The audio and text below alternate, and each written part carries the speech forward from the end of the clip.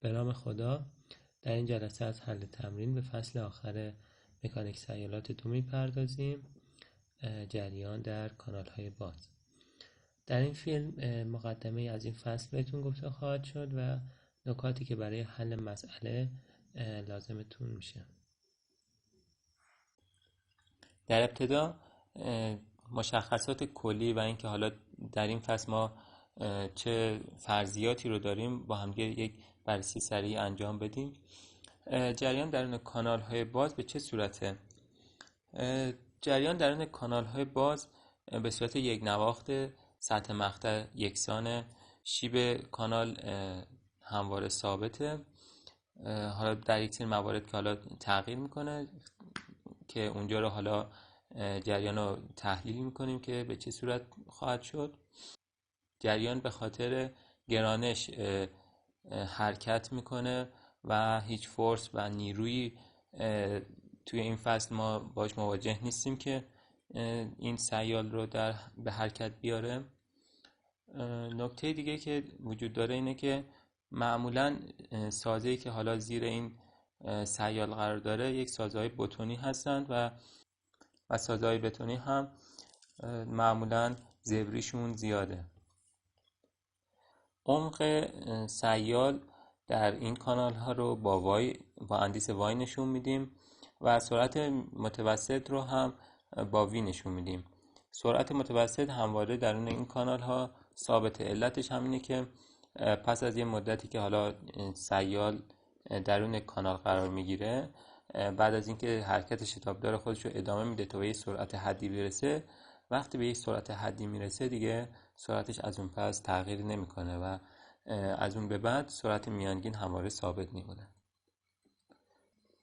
حالا این یک نکته کلیه که رینولدز عدد نسبتاً زیادیه توی این کانال ها. حالا موارد معمول رو اگه بخواین چک کنین، رینولدز معمولاً بالای 50,000 میشه و عموماً جریان داخل کانال های باز به صورت آشفته هستش. پارامتر رینولدز هم قبلا تعریفش رو داشتیم، وی ضرب در دی هیدرولیکی تقسیم بر نو.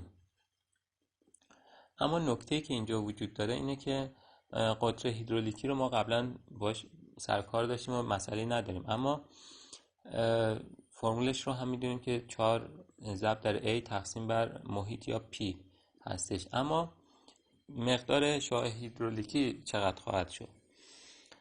شاید یک نکته عجیبی باشه که شعاع هیدرولیکی به جای 1/2 قطر 1/4 قطر هستش که صرفاً یه تعریفه.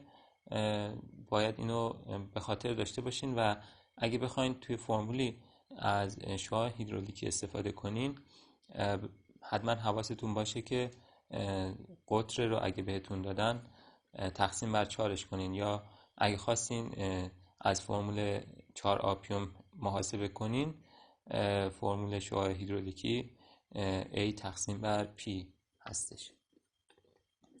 حالا اگه بخوایم 2 تا مقطع خیلی مهم در این فصل با هم دیگه بررسی کنیم ببینیم شعاع هیدرولیکیشون چقدر میشه، اینجا تو این 2 تا عکس آوردم. مثلا عکس سمت راستی، در صورتی که این نسبت B به Y خیلی با هم تفاوت داشته باشن، میشه محاسبه کرد که Aش برابر میشه با B ضرب در Y، محیطش هم میشه B به علاوه 2 تا Y هستش و شما باید محیطی که انگاری سیالتون با دیواره کانال تماس داره رو مد نظر قرار بدین. خب نسبت Y به B که مشخصه، یعنی B خیلی بزرگتر از Y، پس از مقدار 2Y در مخرج صرف نظر میکنیم و شعاع هیدرولیکی برای یک کانال باز به صورت شکل سمت راست برابر میشه با Y، یعنی همون عمقی که آب جریان داره. حالا اون کانال مستطیل شکل هم خودتون بررسی کنین و ببینید چرا اینطوری شده.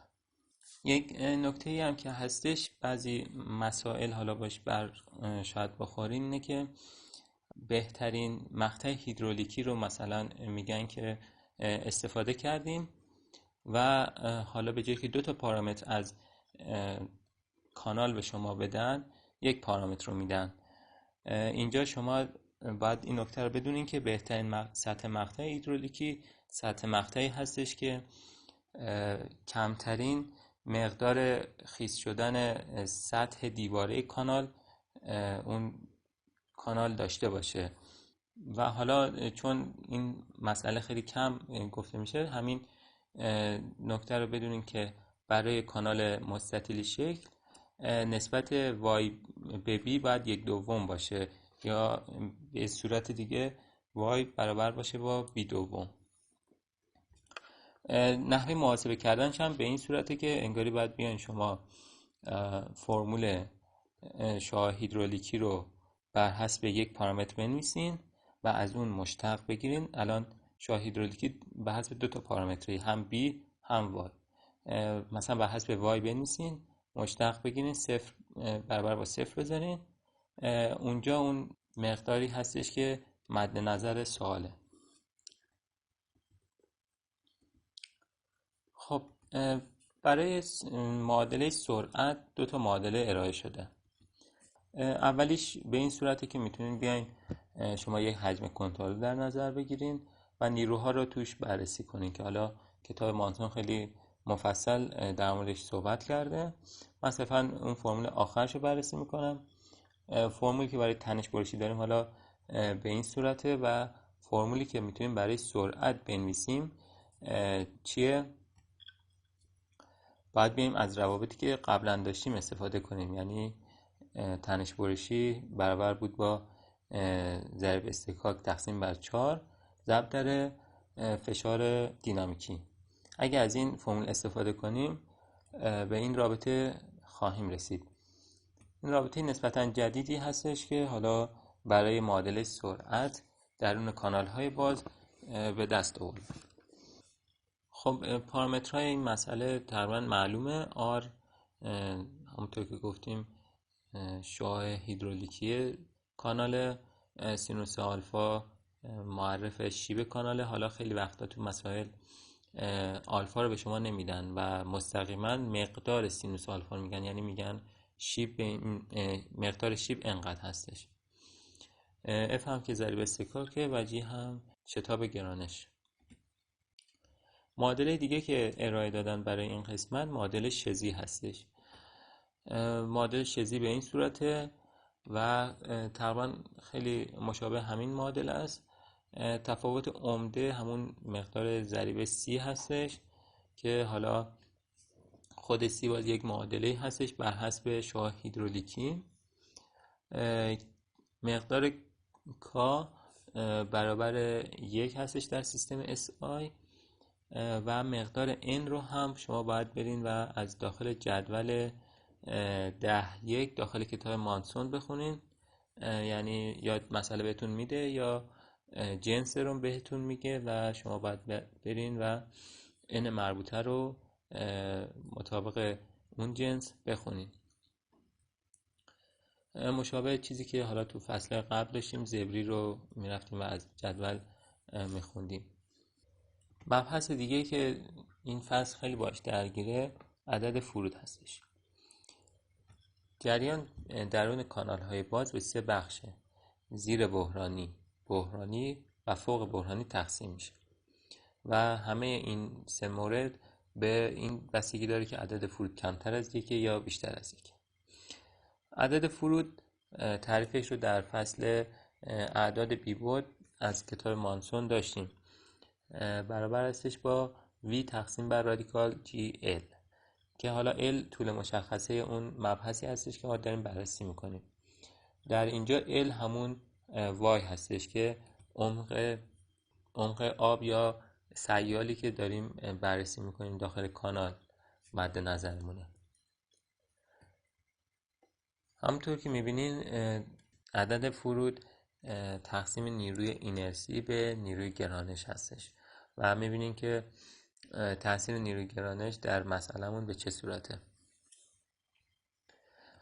خب همونطور که گفتم مقدار عدد فرود بین اگه کمتر از یک باشه زیر بحرانی، بیشتر از یک فوق بحرانی هستش. این مبحث خیلی مشابه مبحثی هستش که توی جریان‌های تراکم پذیر در کتاب ترم 2 اگه اشتباه نکنم بررسی شده و خیلی مشابه همون هستش. اگه بخوایم یک مقایسه انجام بدیم به این صورته که تعریف هر دوی این دو عدد تقسیم دو تا سرعته، اما سرعتی در جریان‌های تراکم پذیر داشتیم سرعت صوت بود، اما سرعتی که در کانال‌های باز مد نظرمونه سرعت موج، سرعت ثقلی موج هستش. منظور من مفهوم C و C0 که در هر دو عدد بی بعد وجود داره هستش. در هر دو سرعت جریان با V نشون میدن. اگه عدد ماخ برابر با 1 باشه میگن جریان سونیکه، اگه فرود عددش 1 باشه میگن بحرانیه، و حالا اگه ماخ کمتر از 1 باشه میگن سابسونیک، و اگه بیشتر از 1 باشه میگن سوپرسونیک. همچنین اگه عدد فرود کمتر از 1 باشه بهشون گفته میشه زیر بحرانی، و اگه بیشتر از 1 باشه فوق بحرانی گفته میشه. خب توی جریان‌های تراکم پذیر در درس ترمودینامیک که بررسی شد دیدیم که مثلا جریان میتونه از سابسونیک بره سوپرسونیک و بالعکس، و جریان که حالا سوپرسونیک شده سابسونیک بشه، و این جابجایی نوع جریان با یک شوک همراه بود. اینجا هم همینطوریه، یعنی جریان داخل کانال های باز هم میتونه از زیر بحرانی تبدیل بشه به فوق بحرانی، و موقع برگشت یعنی از فوق بحرانی که میخواد برگرده بشه زیر بحرانی با یک شوک، یا حالا اصطلاحی که برای این بخش به کار میبرن پرش هیدرولیکی همراه هستش. برای همین این دو تا مبحث رو یک جورایی مشابه هم میدونن و انگاری یک آنالوژی بین این دو بخش برقراره.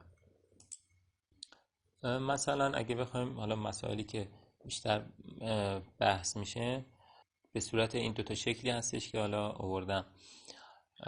مثلا جریان از پشت یک سدی حالا یا دریچه‌ای میخواد خارج بشه، یک انرژی پتانسیلی داره، وقتی که پشت اون مانع قرار داره انرژی پتانسیلش زیاده، و وقتی که رها میشه و از زیر حالا اون مانع میخواد رد بشه به خاطر که انرژی پتانسیلش زیاده و انرژی پتانسیل تبدیل به جنبشی میشه و سرعتش زیاد میشه، بحرانی میشه و فوق بحرانی میشه. و وقتی که حالا بخواد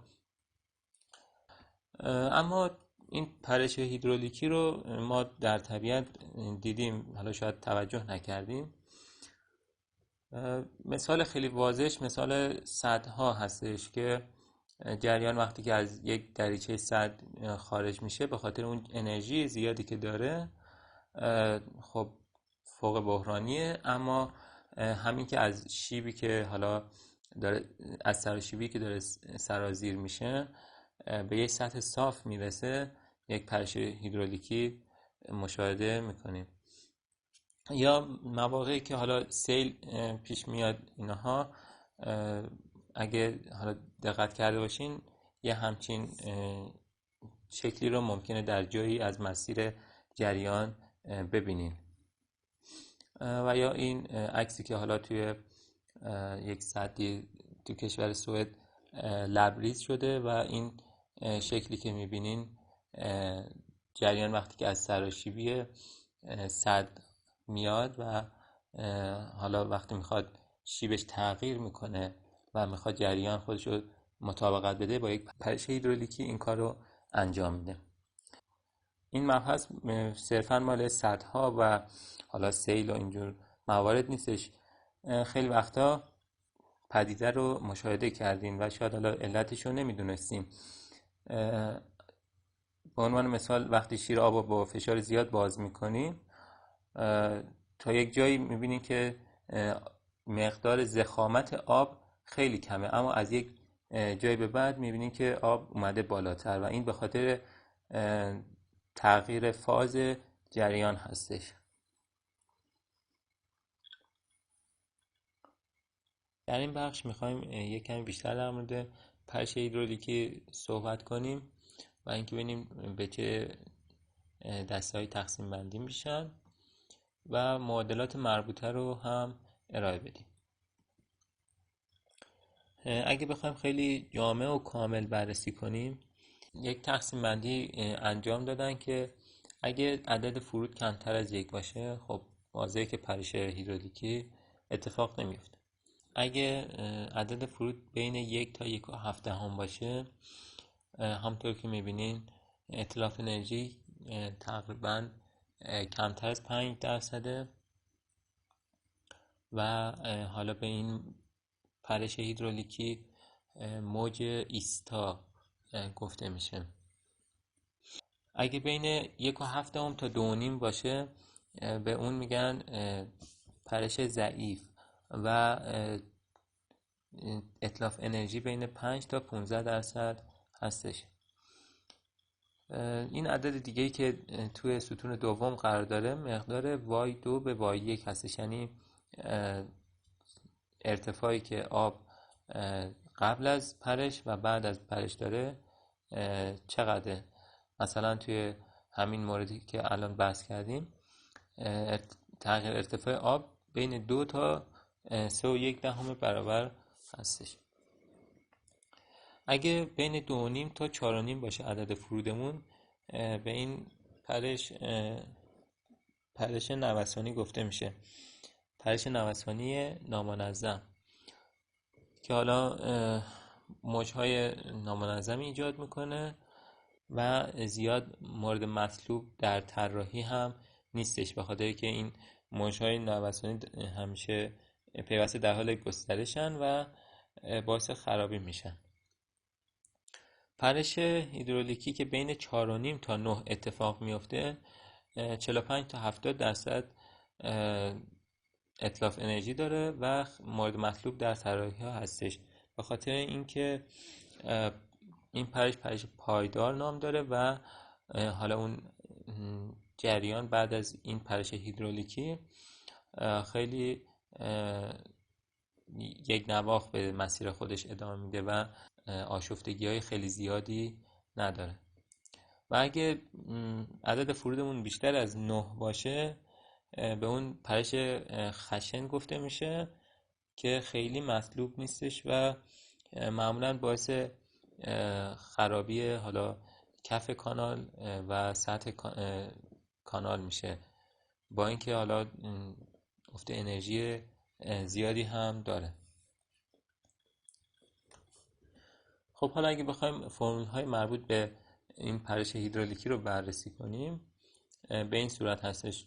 من فرمول آخرش رو میارم. این فرمول ها با ترکیب معادل انرژی و پیوستگی و همچنین معادل مومنتوم به دست میان. رابطه y2 با y1 به صورت شکلی هستش که مشاهده میکنین. حالا یک نمونه رایج‌ترش که هستش به این صورتی که به صورت عدد فرود نشون میدن اون ترم زیر رادیکال رو، و این حالا کاربردش شاید بیشتر باشه، اما در مسائلی ممکنه فرمول اولی راحت تر باشه کار کردن باشه. اینو هم دقت کنید که y2 همواره بیشتر از y1 هستش. و فرمولی که حالا برای این اتلاف انرژی که حالا این تو جدول هم صحبتش رو انجام دادیم به این صورت هستش. معادل انرژی رو که بین بعد از پرش و قبل از پرش بنویسین و حالا با این فرمول هایی که در بالا دارین ترکیب بکنین به یه همچین رابطه میرسین که حالا ما صرفا ازش استفاده میکنیم که به این رابطه هدلاس هم گفته میشه. یا انرژی دیسیپیشن. خب انرژی مخصوص، اگه بخوایم درون یک کانال باز هد رو بررسی کنیم یا حالا انرژی کلی مکانیکی رو مورد بررسی قرار بدیم، برابر میشه با Z، ارتفاعی که خود کانال از حالا اون مبنایی که ما در نظر گرفتیم، به علاوه P تقسیم بر رو G و به علاوه V2 تقسیم بر 2G. این ترم P تقسیم بر رو G رو ارتفاع سیالی که در کانال قرار داره نامگذاری میکنن و V2 تقسیم بر 2G مقدار هدی هستش که به خاطر سرعت سیال جریان داره. جمع هد فشاری و هد دینامیکی مایعمون در کانال های باز با عنوان انرژی مخصوص نامیده میشه. یعنی اگه جایی از درباره انرژی مخصوص صحبت شد، شما باید پارامتر y به علاوه v2 تقسیم بر 2g رو در نظر بگیرید. حالا شکل دیگه این فرمول اینه که شما بیاین و به صورت بر حسب دبی بیاین و این رابطه رو بنویسین. دبی بر واحد عرض کانال رو با کیو کوچیک نشون میدن و برابر میشه با v ضرب در y. اگه به این صورت بخوایم بنویسیم، رابطه انرژی مخصوص به این صورت میشه. خب این دو تا رابطه حالا خیلی توی مسائل استفاده میشن، سعی کنین که یاد داشته باشین. خب این رابطه‌ای که اینجا نوشتیم رو میشه معادلش رو تو صفحه مختصات کشید. همونطور که میبینین شکل معادله حوض لبی شکله که حالا اون قسمت دیگهش کشیده نشده چون فیزیکی نیستش و مورد بحث ما هم نیست. همونطور که میبینین اعداد فرود بیشتر از یک در این قسمت هستن، اعداد فرود بیشتر از یک در اینجا. به این قسمت زیر بحرانی، به این قسمت هم مافوق بحرانی گفته میشه. و این قسمتی که حالا کمترین انرژی مخصوص رو داریم، جاییه که عدد فرود برابر هستش با یک، نقطه بحرانی. اگه بخوایم انرژی مخصوص رو نشون بدیم، از این قسمت تا اینجا مربوط میشه به انرژی یا هد فشاری، از این خط تا این قسمت مربوط میشه به هد دینامیکی. مثلا سیالی که بخواد از زیر بحرانی وارد بشه به بحرانی، باید یه همچین خطی رو طی کنه و همچنین جریانی که حالا بحرانی شده، مافوق بحرانی شده، بخواد زیر بحرانی بشه، باید مجددا این خط رو برعکس طی کنه و حالا اون انرژی که میخواد برسه. خب اگه سرعتمون سرعت بحرانی باشه، میشه این رابطه رو یکم خلاصه تر و جمع جورتر نوشت که حالا تو بعضی مسائل استفاده میشه، بد نیست که بدونین. اگه وی مون برابر باشه وی بحرانی، یعنی عدد فرودمون یک میشه و وی برابر میشه با رادیکال جی وای. اگه به جای وی رادیکال جی وای بذاریم تو معادل بالایی، مقدار انرژی مخصوص حداقل برابر میشه با 1.5 ضرب در ارتفاع یا عمق آب.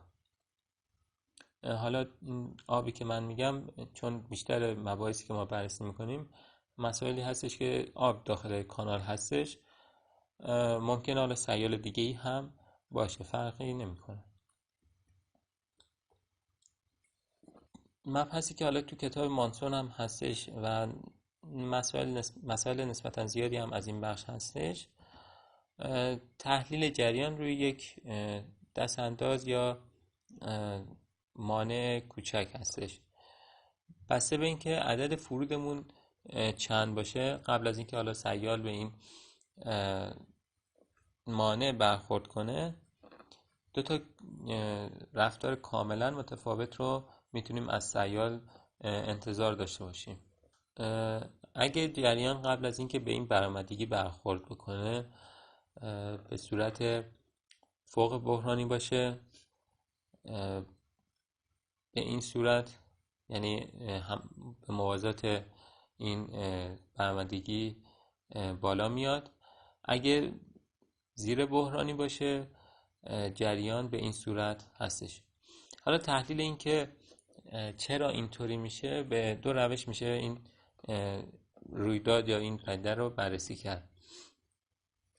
خب اگه بخوایم این رفتار رو توجیه کنیم میتونیم یک معادله انرژی بین یک نقطه قبل از برآمدگی و بعد از برآمدگی بنویسیم. یعنی انرژی مخصوص در نقطه قبل از برآمدگی که 1 باشه برابر میشه با انرژی مخصوص در نقطه 2 به علاوه حالا این ارتفاعی که این برآمدگی داره.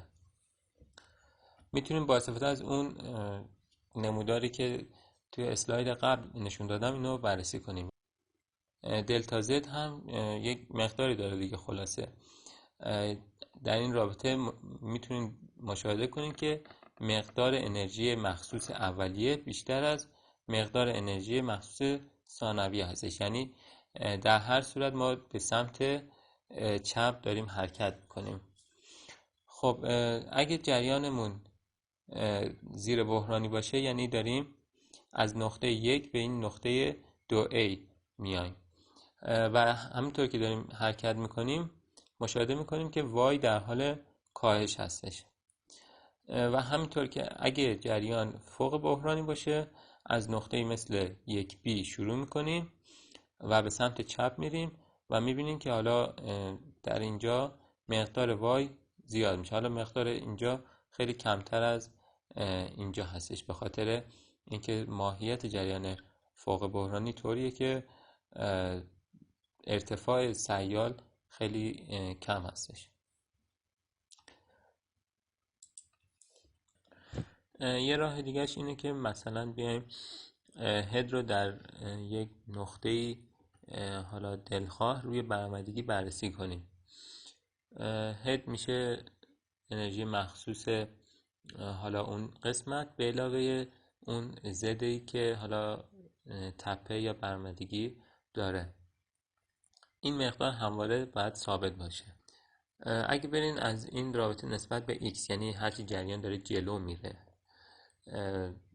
برین مشتق بگیرین و یک کمی مرتب کنین، همچنین رابطه‌ای که حالا داخل اون فرمول دارین به حسب فرود بنویسین به همچین رابطه این خواهید رسید. بیشتر میخوام نحوه تحلیلش رو متوجه بشین چطوری هستش. روند به دست آوردن فرمول مد نظرم نیستش. خب حالا ما به همچین فرمولی رسیدیم. بعد بیایم دو حالت رو بررسی کنیم. یکی اینکه جریان فوق بحرانی باشه یا مافوق بحرانی. فرض میکنیم جریان فوق بحرانیه، یعنی عدد فرود بیشتر از اینکه مخرج در این صورت مثبت. خب هرچی ما x رو زیاد کنیم dh زیاد میشه. در چه صورت؟ در صورتی که قبل از این حد اکثر اینجا باشیم، یعنی هرچی x زیاد میشه h هم زیاد میشه. h که زیاد بشه با استفاده از این رابطه این مخرج که مثبته این هم در حال افزایشه، پس این هم باید در حال افزایش بشه، یعنی دی وای به دی x هم باید در حال افزایش بشه.